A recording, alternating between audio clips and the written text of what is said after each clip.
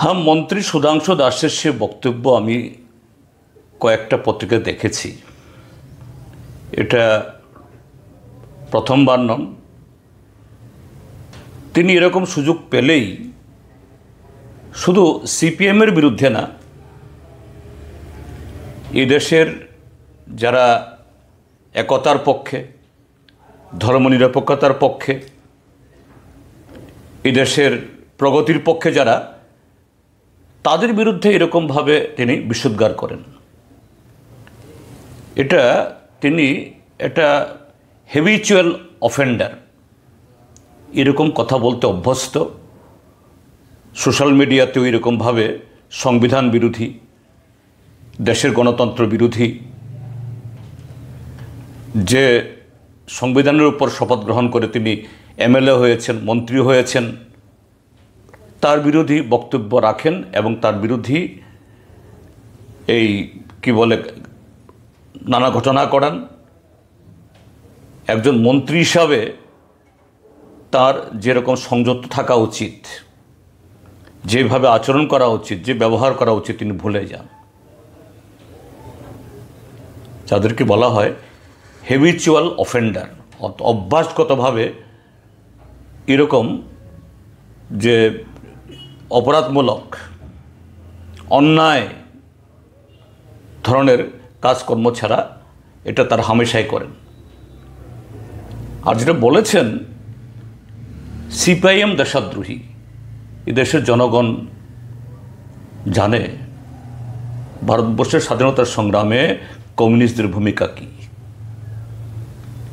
স্বাধীনতার পরও গত 7.5 দশকে কমিউনিস্টদের উজ্জ্বল ভূমিকা। কেরালা, যেখানে এখনও সরকার আছে, আমাদের পশ্চিমবাংলার ত্রিপুরাতে যেখানে সরকার ছিল, আমাদের দেশে সংবিধানের পথ বেয়ে এই দেশের আম জনতার জন্য যদি কেউ করে থাকে সেরকম একটা যুগান্তকারী কোনো উদাহরণ তৈরি করে থাকে, এই রাজ্যগুলোর জনগণের আর্থ সামাজিক কাঠামো উন্নয়নে তাদের অধিকার এটাকে নিশ্চিত করার ক্ষেত্রেতে, এবং আমরা কেরালা ছাড়া অন্য রাজ্য সরকার না থাকলেও কমিউনিস্ট পার্টি এখনও যে ভূমিকা গ্রহণ করছি, আমরা দেশের যে এই সার্বভৌমত্ব রক্ষায়, ঐক্য রক্ষায়, দেশের অর্থনৈতিক যে এই স্বকীয়তা, আত্মনির্ভরতা স্লোগানের মধ্যে নয়, বাস্তবে কমিউনিস্টরা যে ভূমিকা নিচ্ছেন, তিনি যে দল করছেন সে দলের যে ভূমিকা, যদিও তার কাছ থেকে এটা আশা করা অমূলক, তার সে শিক্ষাও নেই। আর এই দল অর্থাৎ তার পূর্বসূরীরা, হিন্দু মহাসভা বা আরএসএস, যার মন্ত্রে এরা দীক্ষিত, জাতির পিতা মহাত্মা গান্ধী কে খুন করেছে? এই আরএসএসরাই তো। এবং আজকের দিনেও আমাদের সংবিধানের বিরুদ্ধে কে বিভিন্নভাবে তাদের ভূমিকা নিচ্ছে। যতই তিরঙ্গা ঝান্ডা, এই তিরঙ্গা যাত্রা করুক, যতই কপালে তিলক লাগাক, কিন্তু এদের সে অপরাধমূলক কাজ এটা লুকোনো যাচ্ছে না। এই যে একজন মন্ত্রী মধ্যপ্রদেশের, আমাদের একজন মেয়ে, আমাদের একজন কন্যা, কলোনেল র্যাঙ্কের যিনি পাকিস্তানের সন্ত্রাসবাদের বিরুদ্ধে আমাদের সেনাবাহিনীর যে চাপ সৃষ্টি করার জন্য যে অপারেশন করেছে সাকসেসফুলি, তার অন্যতম একজন কারিগর, তার বিরুদ্ধে একজন মন্ত্রী বলছে সে সন্ত্রাসবাদীদের বোন।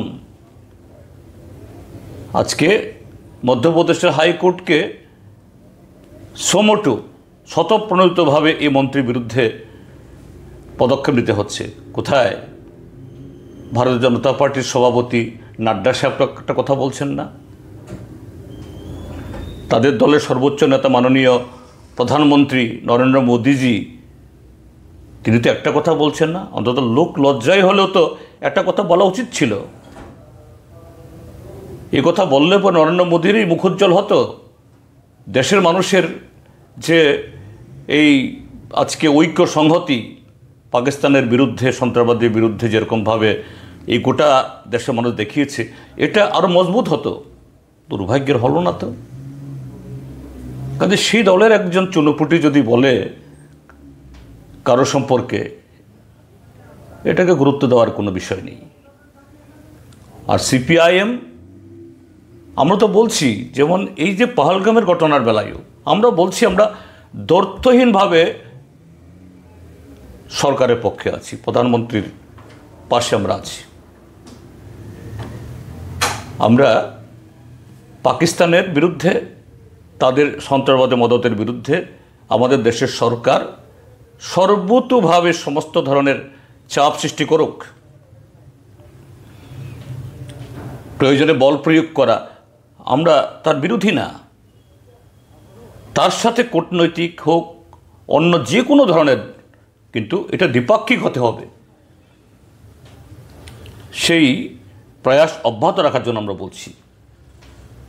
ভারতবর্ষের সেনাবাহিনীর প্রতি আমাদের অকুণ্ঠ সমর্থন আছে এবং ভারতবর্ষের সেনাবাহিনী, তার প্রতি আমাদের আস্থা 100 নয় 1000% আমাদের আস্থা আছে।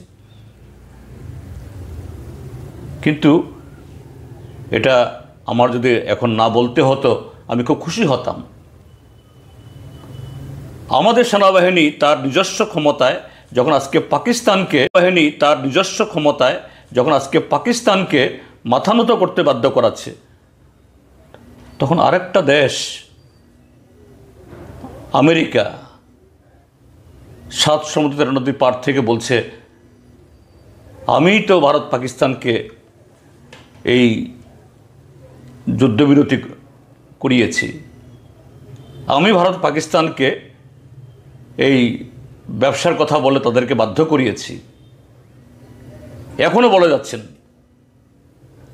আমরা তো আশা করেছিলাম যে আমাদের সরকারের তরফ থেকে সঙ্গে সঙ্গেই তার প্রতিবাদ হবে।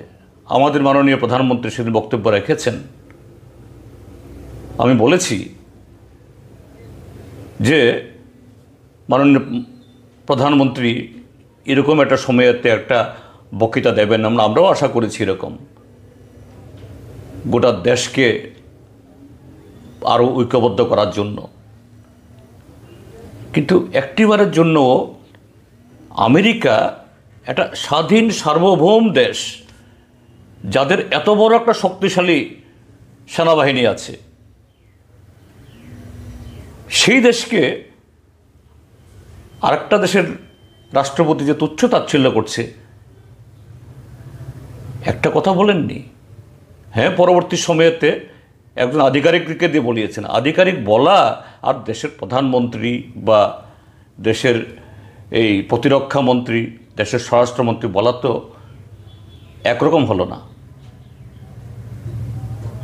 কোথায় সুধাংশু বাবুদের এসব সম্পর্কে কোনো বক্তব্য আছে? প্রধানমন্ত্রী যে কথাটা বলতেন, আমাদের এই দেশবাসী, আমাদের বুক আরও 3 গুণ ফুলে উঠতে পারত, আমাদের সেনাবাহিনী আরও বেশি তার সাহস, শৌর্য, বীর্য আরও বেশি সংহত হতো। এসব বলতে পারছেন না, বলছেন না তারা। স্বাভাবিক, তাদের কৃতকর্মের কারণে আজকে এই ঘটনাগুলি ঘটার সুযোগ পাচ্ছে। কাজে এর থেকে জনগণের দৃষ্টি, প্রকাশ্যে মুখ ফুটিয়ে এই দেশের মানুষ কথাগুলি না বললেও কিন্তু ভেতর থেকে আঘাত পাচ্ছেন, রক্তক্ষরণ হচ্ছে। কাজে এটাকে অন্যদিকে ডাইভার্ট করার জন্য সুধাংশু বাবুদের এই জাতীয় আবুল তাবুল কথা বলা, এর বিরুদ্ধে নিন্দা ছাড়া, ঘৃণা ছাড়া আর এগুলোকে নাকচ করা ছাড়া আমার দ্বিতীয় কোনো বক্তব্য নেই।